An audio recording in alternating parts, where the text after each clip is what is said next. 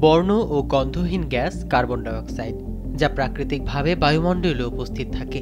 এটি এমন একটি গ্যাসের দলের অংশ যাদের আমরা গ্রিনহাউস বলি। এই দলে আরও রয়েছে পানির বাষ্প, মিথেন, নাইট্রাস অক্সাইড এবং ওজোন।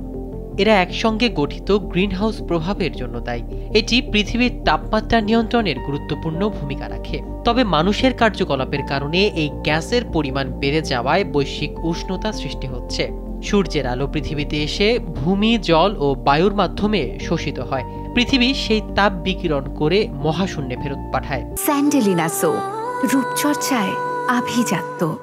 কিন্তু বায়ুমণ্ডলে থাকা carbon dioxide, methane, nitrous oxide ও জলীয় বাষ্পের মতো গ্রিনহাউস গ্যাসগুলো সেই বিকিরিত তাপের একটি অংশ শোষণ করে আবার পৃথিবীতে ফিরিয়ে দেয়। ফলে পৃথিবীর চারপাশে এক ধরনের অদৃশ্য তাপীয় কম্বল তৈরি হয়, যা পৃথিবীর তাপমাত্রা ক্রমশ বাড়িয়ে দেয়।